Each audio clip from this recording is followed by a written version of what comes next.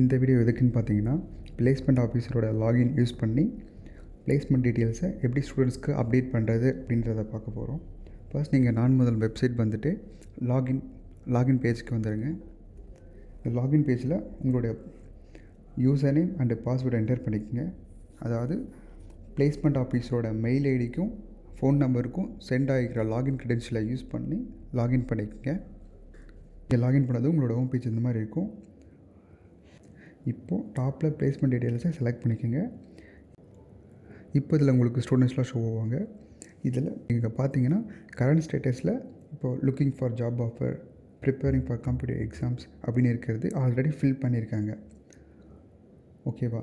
இப்போது எம்டியாக இருக்கிறதெல்லாம் பிளேஸ்மெண்ட் டேட்டாஸ் ஃபில் பண்ணல அப்படின்னு அர்த்தம்.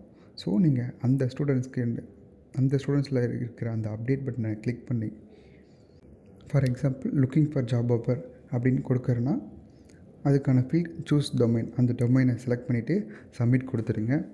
ஒன்ஸ் நீங்கள் சப்மிட் கொடுத்த உடனே பிளேஸ்மெண்ட் ஸ்டேட்டஸ் அப்டேட்டட் சக்ஸஸ்ஃபுல்லின்ற அப்படி வந்துடும். உங்களுக்கு இங்கே கரண்ட் ஸ்டேட்டஸில் பார்த்தாலும் அது உங்களுக்கு அப்டேட் ஆகிருக்கும், லுக்கிங் ஃபார் ஜாப் அப்படின்ட்டு. இப்போ நீங்கள் அதை அப்டேட் பண்ணுறதுனாலும் அது திரும்பவும் அதே அப்டேட் பட்டனை கிளிக் பண்ணிவிட்டு உங்களுக்கு வேறு கரண்ட் ஸ்டேட்டஸை மாற்றணும் அப்படின்னா மாற்றி சேஞ்ச் பண்ணிக்கலாம். இந்த மாதிரி எந்தெந்த ஸ்டூடெண்ட்ஸுக்கெலாம் நீங்கள் பிளேஸ்மெண்ட் டீட்டெயில்ஸை ஃபில் பண்ணலையோ அந்தந்த ஸ்டூடெண்ட்ஸில் இருக்கிற அந்த அப்டேட் பட்டனை கிளிக் பண்ணி பிளேஸ்மெண்ட் டீட்டெயில்ஸை அப்டேட் பண்ணிடுங்க.